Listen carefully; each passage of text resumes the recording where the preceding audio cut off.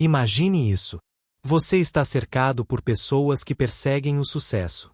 Alguns jogam de forma justa, trabalham duro e seguem seus princípios. Outros mentem, manipulam e machucam qualquer pessoa que esteja em seu caminho. E ainda assim, quem você vê no topo? Quem escreve as regras?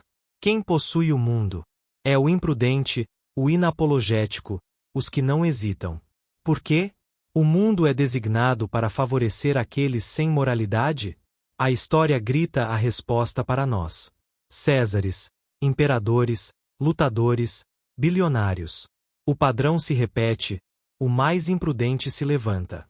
Mas isso não é apenas uma oportunidade, não é um bloqueio no sistema. É o sistema. E, para entender o porquê, precisamos entrar na mente de Nietzsche e enfrentar uma das verdades mais incomodas da natureza humana.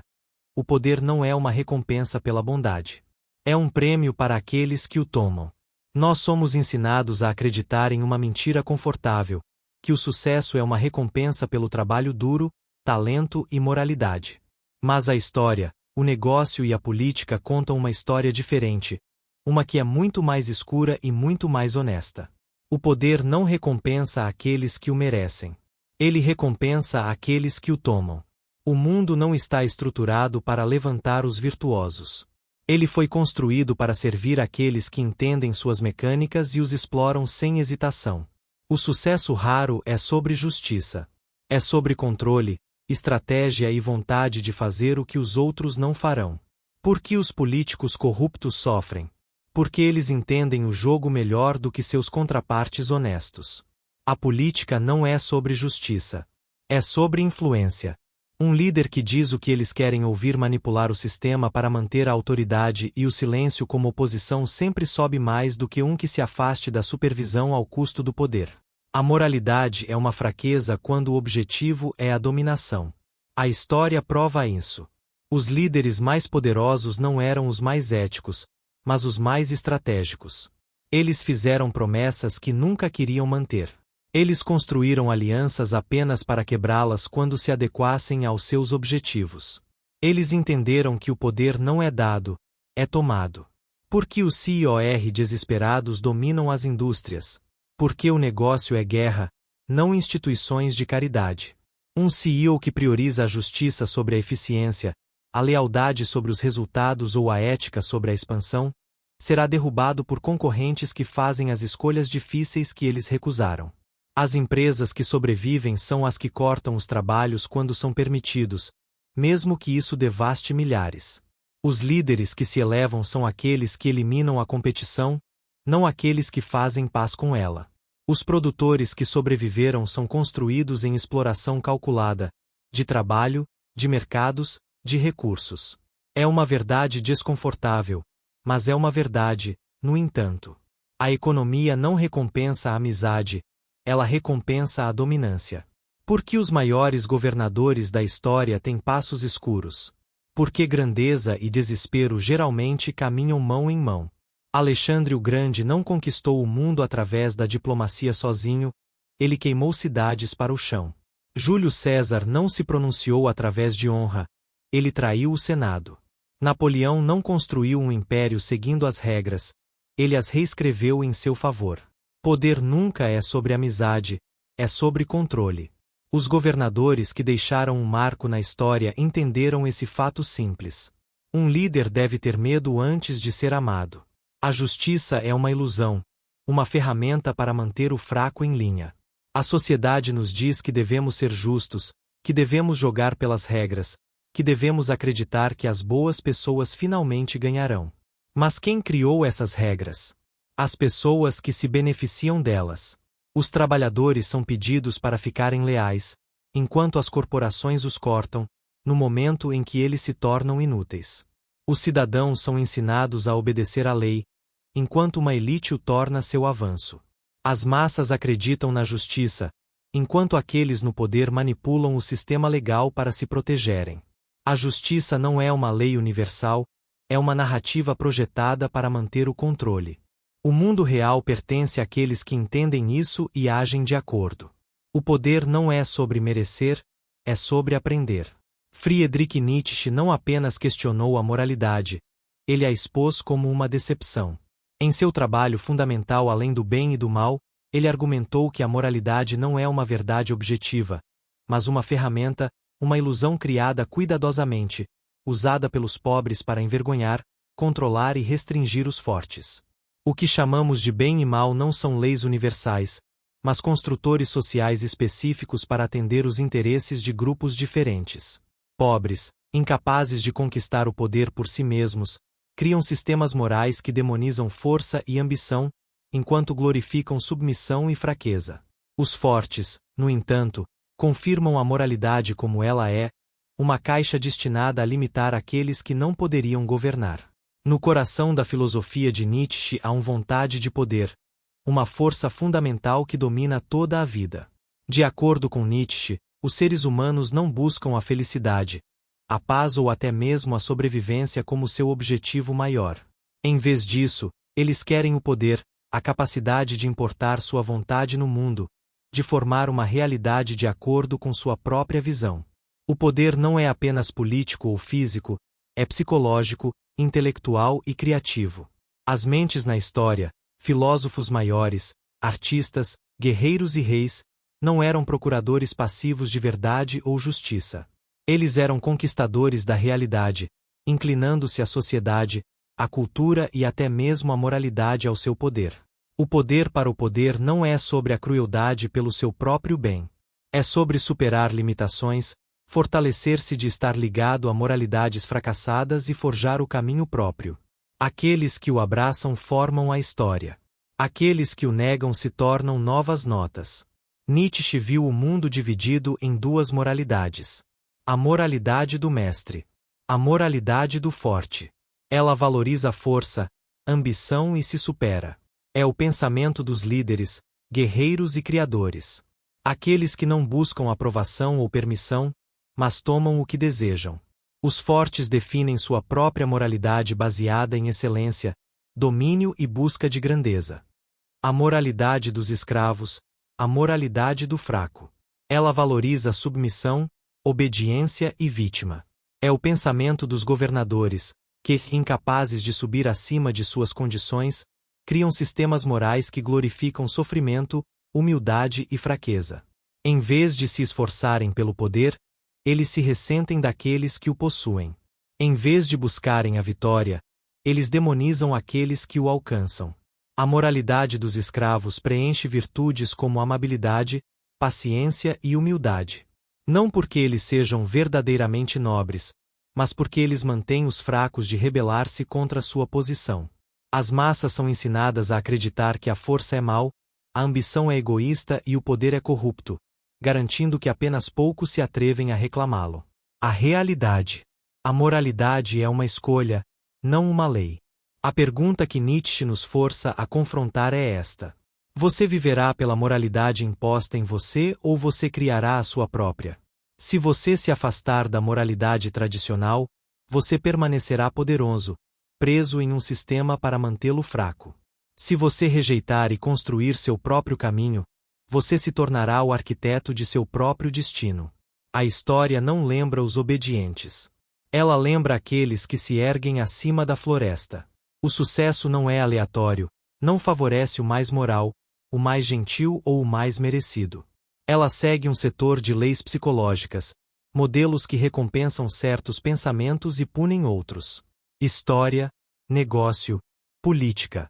Em todos os domínios, aqueles que se levantaram para o poder não fizeram isso porque eram bons. Eles se levantaram porque possuem traços psicológicos específicos que os separam das massas. Esses traiçoeiros são a verdadeira moeda do poder, e aqueles que dominam o mundo. Ambição. O desejo desesperado de se levantar. O primeiro e mais crucial traço dos vencedores é a ambição. Uma fome tão profunda que nada pode satisfazê-la exceto a vitória. As pessoas comuns se sentem, aceitam suas situações, fazendo paz com a mediocridade. As ambições nunca fazem isso.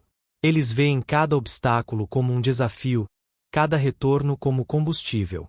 A ambição não é sobre sonhar, é sobre obsessão. É uma crença inesquecível de que você é feito para mais e a ser eliminado de aceitar nada menos. COR e visionários. Nenhum deles se contentou com pouco. Eles queriam mais, e foram lá e tomaram. A indecisão é a morte no mundo do poder. Os fracos hesitam, duvidam, analisam demais e acabam travados. Os fortes agem. Líderes decisivos tomam decisões com velocidade e confiança. Eles não esperam o momento perfeito, eles o criam. Pessoas indecisas deixam as oportunidades fugirem, paralisadas por medo de falha. Os vencedores? Eles tomam riscos enquanto outros ainda estão debatendo. Um pensamento decisivo não significa fazer escolhas desesperadas. Significa confiar nos seus instintos, comprometer-se a um caminho e ajustar-se ao longo do caminho. A maioria das pessoas evita riscos porque tem medo de perda ou falha. O poderoso envolve o risco porque entende que é o preço da vitória. O medo é o que mantém o fraco em posição. Eles têm medo de mudança. Eles têm medo de ficar fora. Eles têm medo do desconhecido. Os poderosos veem o medo como uma espada. Se algo os assusta, significa que vale a pena perseguir. Pense nos mais personagens sucessivos na história. Vencedores, empreendedores, revolucionários. Nenhum deles jogou com segurança. Eles estavam dispostos a arriscar tudo porque sabiam que a fortuna favorece o valente. Rudeza estratégica. Sabendo quando jogar pelas regras e quando quebrar elas. O mundo realiza justiça, mas aqueles que se elevam ao poder entendem uma verdade brutal. As regras são apenas reais se você acredita nelas. Os poderosos não seguem as regras. Eles as analisaram. Eles jogam pelas regras quando é bom para eles e as quebram quando é necessário. Eles entendem quando a gentileza é uma fraqueza e quando é uma arma. A rudência estratégica não é sobre ser cruel. É sobre ser eficaz. Significa tirar a emoção das decisões, cortar o que você mantém de volta e fazer o que deve ser feito, mesmo que seja incômodo. Verdade fria. O sucesso favorece força, não moralidade. O mundo não recompensa a gentileza, a moralidade ou a justiça. Ele recompensa aqueles que entendem e aplicam a psicologia do poder. Os vencedores não são os mais éticos. Eles são os mais ambiciosos, decisivos, imobiliários e estratégicos. Se você quer se elevar, você deve desenvolver esses traços, porque, no final, o poder pertence àqueles que o tomam. O poder é sedutivo, mas também é perigoso. Aqueles que sobem até o topo através da imprudência, manipulação e domínio podem acreditar que são inúteis. Mas a história conta uma história diferente. Aqueles que falham em dominar o poder em última instância ou perdem. A imprudência pode garantir o poder, mas não garante a longevidade. A mesma força que eleva um governador, um CEO ou um conquistador eventualmente se tornará seu desfile. Júlio César. O alvo do seu próprio sucesso. Júlio César foi um dos mais negociantes e ambiciosos líderes da história.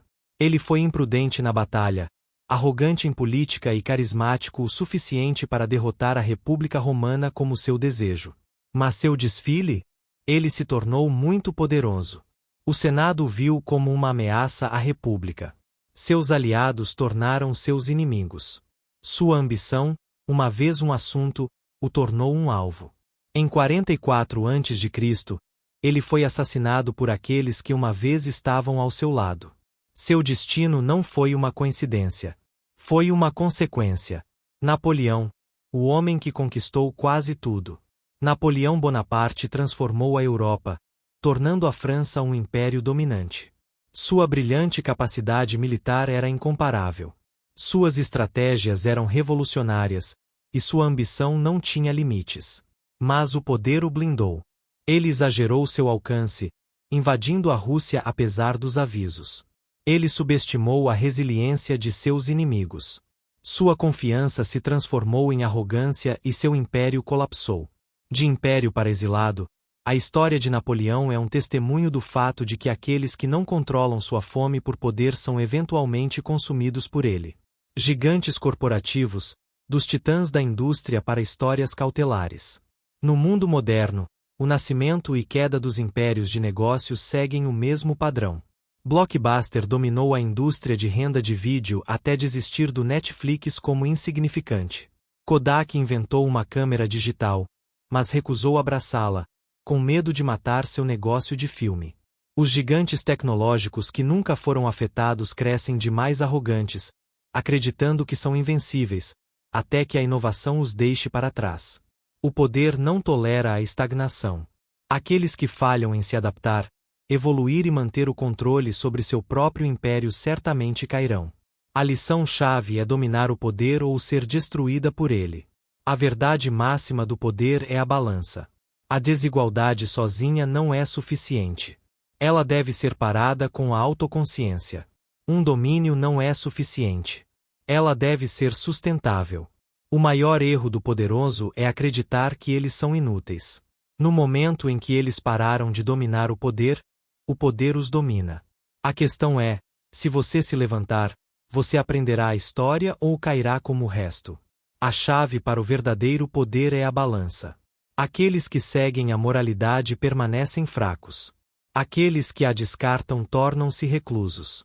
Aqueles que alcançam o sucesso sem destruir os outros tornam-se vulneráveis.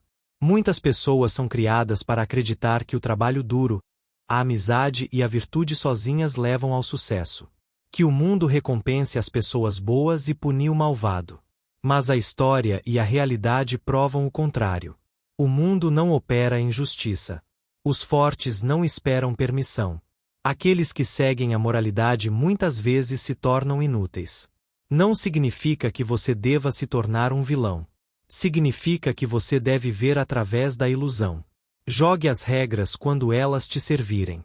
Mas saiba quando você quebrará e quando não. Desenvolva os traços que importam. Se você quer poder, você deve se tornar alguém que o comande. Não através da decepção, não através da manipulação, mas através da força genuína.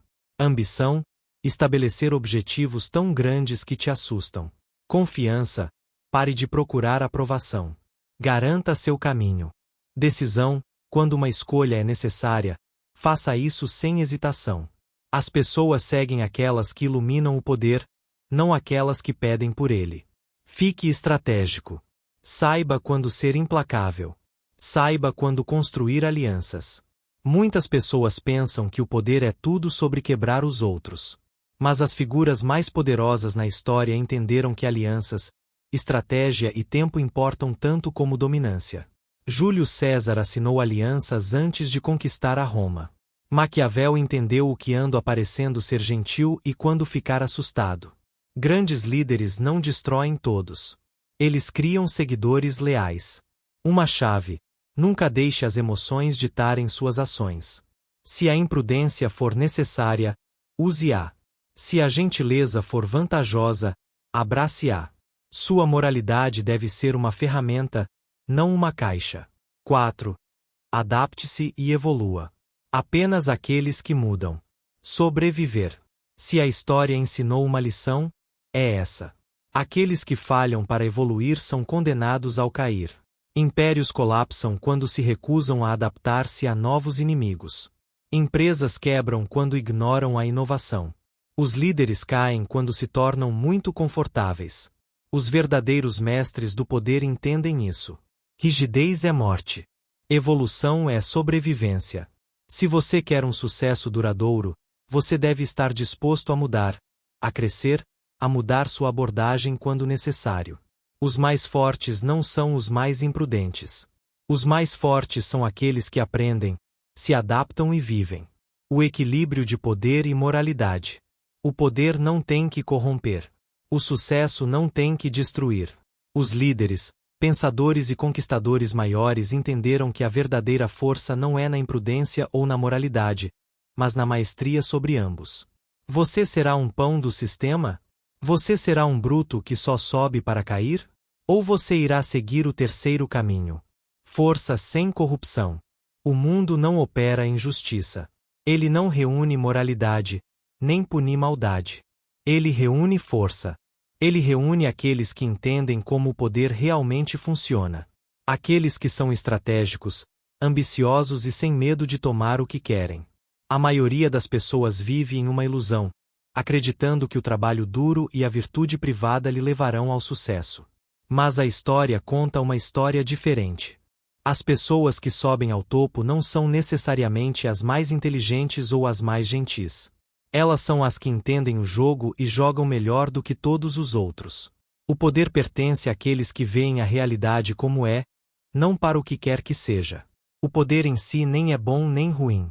É uma ferramenta, uma força da natureza, uma arma que pode construir impérios ou destruir civilizações. Nas mãos de todos, isso leva ao caos. Nas mãos de tiranos, isso forma o mundo. Se você quer poder, você deve estar disposto a abraçar a verdade. O sucesso não é dado, é tomado. Você deve estar disposto a fazer decisões difíceis, a passar fora da moralidade convencional e a esclarecer seu lugar no mundo. Mas lembre-se, o poder sem controle leva ao descanso. Aqueles que sobem sem entender seus perigos são presos a serem destruídos pela sua própria arrogância. Então, a questão real é: você dominará o poder ou ele dominará você? Se essa mensagem ressoa com você, se você deseja conhecimentos mais profundos em poder, filosofia e psicologia, então inscreva-se no canal, desafie-se, suba para cima, se torne mais. Gostou deste vídeo? Compartilhe com aqueles que precisam ouvir a verdade e comente abaixo. A moralidade é uma fraqueza no mundo de hoje? Ou pode existir o poder verdadeiro sem imprudência? Vamos discutir.